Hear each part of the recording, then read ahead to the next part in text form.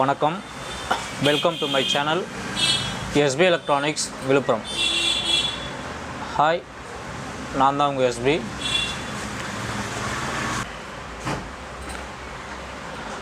என்னுடைய சேனலில் நான் இது வரைக்கும் அதிகமாக வந்ததில்லை.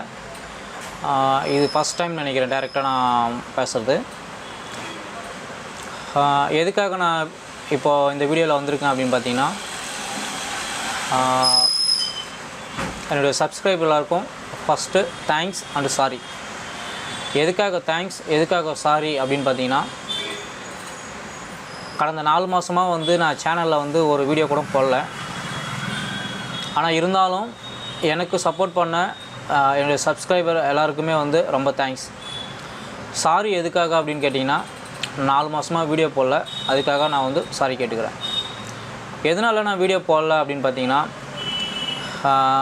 நான் வீடியோ எல்லாமே ரெக்கார்ட் பண்ணி போடுறது என்னுடைய மொபைலில் தான் ரெக்கார்ட் பண்ணி போட்டுட்டு இருந்தேன். என் மொபைல் ஒரு 4 மந்த்துக்கு முன்னாடி தொலைஞ்சி போச்சு. அதனால் என்னால் வீடியோ போட முடியல. திருப்பி நான் வீடியோ போட போகிறேன். என்னால் முடிஞ்ச வரைக்கும் எவ்வளோ கூடிய சீக்கிரத்தில் வீடியோஸ்லாம் போட முடியுமோ எனக்கு தெரிஞ்சதை, என்னுடைய ஃபீல்டில் எனக்கு தெரிஞ்சதை நான் வீடியோவாக போட்டுட்ருக்கேன். இதுக்கப்புறம் நான் அதை கண்டினியூ பண்ண போகிறேன். அதை ஒரு தகவலாக சொல்லிக்கிறதுக்கு தான் இந்த வீடியோவில் வந்திருக்கேன். ஃபர்ஸ்ட் ஆஃப் ஆல் எல்லாருக்குமே ரொம்ப தேங்க்ஸ். இப்போ நான் ஒரு சின்ன விஷயத்தை நான் உங்கள் கூட ஷேர் பண்ணிக்கலாம் அப்படின்றதுக்காக தான் இந்த வீடியோவில். என்னுடைய ஃபோன் ஒரு 4 மந்த்துக்கு முன்னாடி தொலைஞ்சி போச்சு அப்படின்னு சொல்லியிருந்தேன்.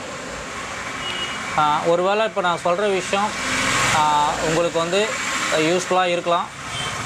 இதுக்கு முன்னாடி நீங்கள் கேட்ட விஷயமாக தான் இருக்கும். பட் ஆனால் இருந்தாலும் நான் என் ஃபோனை தொலைச்சிட்டு அதனால் கிடைச்ச அனுபவத்தை நான் கூட ஷேர் பண்ணிக்கிறேன். நான் இது வரைக்கும் நிறைய மொபைல் தொலைச்சிருக்கேன். கரெக்டாக என்னால் சொல்ல முடியல. எப்படி பார்த்தாலும் ஒரு 5-6 மொபைலாக தொலைச்சிருப்பேன். எங்கேனாவது எடுத்துகிட்டு போயிருப்பாங்க, இல்லைனா நான் எங்கேயோ கீழே போட்டு வந்திருப்பேன், இல்லை மிஸ் பண்ணிட்டு வந்திருப்பேன். இந்த மாதிரி எனக்கு தெரிஞ்சு இந்த ஒரு 10 வருஷத்தில் ஒரு 5-6 மொபைல் மேலே நான் தொலைச்சிருக்கேன். ஆனால் இது வரைக்கும் நான் தொலைச்ச மொபைலில் லாஸ்ட்டாக இப்போ நான் தொலைச்ச மொபைலில் கிடைச்ச எக்ஸ்பீரியன்ஸை மட்டும் தான் நான் இப்போ உங்கள்கிட்ட ஷேர் பண்ணிக்க போகிறேன். என்ன ரீசன் அப்படின்னு கேட்டிங்க அப்படின்னா, இந்த மொபைல் தொலைஞ்சி 4 மாதம் ஆகிடுச்சு. இந்த 4 மாதத்தில் பார்த்திங்க அப்படின்னா, நான் போலீஸ் ஸ்டேஷனில் கம்ப்ளைண்ட் கொடுத்துருக்கேன். கம்ப்ளைண்ட் கொடுத்ததுக்கப்புறமும் எனக்கு இன்னும் அந்த ஃபோனை கண்டுபிடிச்சி கொடுக்கல. அதுக்கான ரீசன் என்ன அப்படின்றத என்னாலே ஓரளவுக்கு புரிஞ்சிக்க முடியுது. என்ன விஷயம் அப்படின்னு பார்த்திங்க அப்படின்னா, நான் கேட்கும்போது போலீஸ் ஸ்டேஷனில் சைபர் க்ரைமில் என்ன சொன்னாங்கன்னு கேட்டிங்கன்னா, உங்கள் ஃபோன் இன்னும் ஆன் ஆகலை, அதனால் கண்டுபிடிக்க முடியல அப்படின்னு சொல்லி ஒரு ரீசன் சொல்லிட்டாங்க. ஸோ நான் அதில் என்ன மிஸ்டேக் பண்ணியிருக்கேன் அப்படின்றத நான் இதில் ஷேர் பண்ணிக்கலாம் அப்படின்றது தான். என் ஃபோனில் நான் எப்பயுமே பார்த்திங்க அப்படின்னா நம்பர் லாக் போட்டிருப்பேன். நம்பர் லாக் போட்டிருந்தேன். அதுக்கு முன்னாடியே பார்த்திங்க அப்படின்னா எம்ஐ செக்யூரிட்டியை அப்டேட் பண்ணி வச்சுருந்தேன். அதில் பாஸ்வேர்ட் போட்டு வச்சுருந்தேன். இப்போ வர எல்லா மொபைலுமே பார்த்திங்க அப்படின்னா இந்த மாதிரி செக்யூரிட்டி பர்பஸு கொடுக்குறாங்க. நம்ம என்ன பண்ணிடுறோம், போய்ட்டு சேஃப்டிக்கு தானே அப்படின்னு சொல்லிட்டு நம்ம அதை பாஸ்வேர்ட் போட்டு வச்சிடுறோம். ஒரு விதத்தில் அது சேஃப்டி தான். பட் ஆனால் இப்போ ஃபோனு தொலைஞ்சிச்சு அப்படின்னா நம்மளால் அந்த ஃபோனை திருப்பி எடுக்கணும் அப்படின்னா அந்த செல்லை எடுத்தவங்க யூஸ் பண்ணால் மட்டும்தான் நம்மளால் அந்த செல்லை ரெக்கவரி பண்ண முடியும். இப்போ என்னுடைய விஷயத்தில் என்ன நடந்துச்சு அப்படின்னு பார்த்திங்க அப்படின்னா, நான் செக்யூரிட்டி லாக் போட்டிருந்ததுனால அந்த சிம்மை எடுத்து வேறு சிம்மை போட்டு செட்டை ஆன் பண்ண முடியல. அதனால் அந்த செல்லை இது வரைக்கும் கண்டுபிடிக்க முடியல. ஏன்னா கேட்டால் செல் ஆன் ஆகலை அப்படின்னு சொல்லிட்டு ஒரு ரீசன் சொல்லிட்டாங்க. அதனால் நான் என்ன சொல்ல வரேன் அப்படின்னு கேட்டிங்க அப்படின்னா, நம்ம ஃபோனை நம்ம எங்கேயாவது ஒரு சில இடத்துல தவறுதலாக விடலாம், இல்லை நம்மக்கிட்டேருந்து யாராவது எடுத்துகிட்டு போகலாம். அந்த மாதிரி நேரத்தில் நமக்கு ஃபோனை கண்டுபிடிக்கணும் அப்படின்னா இப்போ இருக்கிற பெஸ்ட் ஆப்ஷன் போலீஸ் ஸ்டேஷனில் கம்ப்ளைண்ட் கொடுத்து அதை ரெக்கவரி பண்ணுறது மட்டும்தான் ஒரே ஆப்ஷன். ஆனால் நான் தெரிஞ்சுக்கிட்ட விஷயத்தில், இந்த மொபைல் தொலைஞ்சதில் நான் ஒரு விஷயத்தை தெரிஞ்சுக்கிட்டதில் என்ன தெரிஞ்சுக்கிட்டேன் அப்படின்னு பார்த்திங்க அப்படின்னா, ஒருவேளை நீங்கள் ஃபோனுடைய செக்யூரிட்டியை நீங்கள் ஆஃப் பண்ணி வச்சுருந்து அதை யாராச்சும் எடுத்து வேறு ஏதாவது சிம்மு போட்டிருந்தாங்க அப்படின்னா நம்ம செல்லை ஈஸியாக கண்டுபிடிச்சிருக்கலாம். இன்றைக்கி எவ்வளோ டெக்னாலஜி வந்துடுச்சு. என்ன ரீசன் கேட்டிங்க அப்படின்னா, நம்ம செல்லை எடுத்துகிட்டு போயிட்டு நம்ம செல்லில் இருக்கிற இஎம்ஐ நம்பரே மாற்றி யூஸ் பண்ணுற அளவுக்கு டெக்னாலஜி வந்துடுச்சு. ஆனால் இருந்தாலும் இதெல்லாம் வந்து சாதாரணமாக எடுக்கிறவங்க வந்து செய்ய மாட்டாங்க. இதே ப்ரொஃபஷனலாக வச்சுருக்கவங்க தான் அதை பண்ணுவாங்க. ஸோ நம்ம செல்லு தொலைஞ்சிச்சு அப்படின்னா சிம்பிளாக எப்படி கண்டுபிடிக்கலாம் அப்படின்னு பார்த்தீங்கன்னா, எனக்கு தெரிஞ்ச வழியில் நான் சொல்கிறேன்.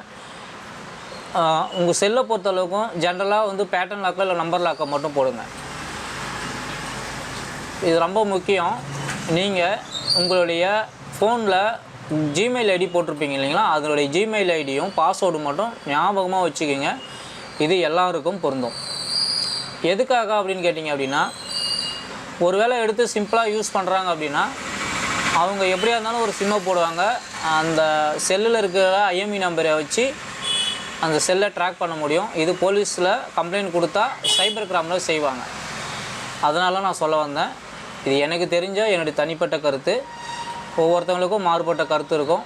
அது எனக்கு இது வரைக்கும் தெரிஞ்சிக்கல. வேணால் முயற்சி பண்ணுறேன் என்னென்ன விஷயங்கள் இருக்குது அப்படின்றத. அந்த ஒரு ரீசனுக்காக மட்டும்தான் நான் வந்து சிம்பிளாக பாஸ்வேர்டு, அதாவது பேட்டர்ன் லாக்கோ இல்லை நம்பர் லாக்கோ மட்டும் போட்டு யூஸ் பண்ணுங்கள் அப்படின்னு சொன்னதுக்கான காரணம். அதை எப்படி கண்டுபிடிக்கலாம் அப்படின்னு பார்த்தீங்க அப்படின்னா, முதல்ல செல்லு தொலைஞ்சிச்சுன்னா முதல்ல பதட்டப்படாதீங்க. ஏன்னா பதட்டப்பட்டாலே நம்ம என்ன பண்ணிடுறோம் அப்படின்னு கேட்டிங்க அப்படின்னா, நம்ம என்ன பண்ணுறோம், செல்லு தொலைஞ்ச உடனே யார்கிட்டயாவது செல்லை வாங்கி டக்குன்னு என்ன பண்ணுறோம், கால் பண்ணிடுறோம். கால் பண்ண உடனே எடுத்தவங்க உஷாராயிடுறாங்க. பெரும்பாலான செல்லு தொலைஞ்சிச்சு அப்படின்னா 99% செல்லு கொடுக்க மாட்டாங்க. 1% பேர் தான் செல்லை வந்து ரிட்டர்ன் கொடுப்பாங்க. இது என்னுடைய அனுபவத்திலையும் நடந்திருக்கு. அந்த மாதிரி சூழ்நிலை நம்ம ஜிமெயில் ஐடியும் அதோடைய பாஸ்வேர்டு இருந்தது அப்படின்னா, நம்ம ஃபைண்ட் மை டிவைஸ் அப்படின்ட்டு சொல்லிட்டு ஒரு அப்ளிகேஷன் இருக்குது. அப்படி இல்லைனா சிஸ்டத்தில் போய் கூகுளில் சர்ச் பண்ணிங்க அப்படின்னா ஆப்ஷன் வரும். அதில் போய் உங்கள் மெயில் ஐடியும் ஃபோன் நம்பரையும் போட்டிங்க அப்படின்னா கடைசியாக உங்கள் ஃபோன் எங்கே இருக்குது அப்படின்றத காமிக்கும். இது வந்து செல்லு ஆன் ஆகிருந்தால் மட்டும்தான் பாசிபிள். செல்லு ஆஃப் பண்ணிட்டா பாசிபிள் கிடையாது.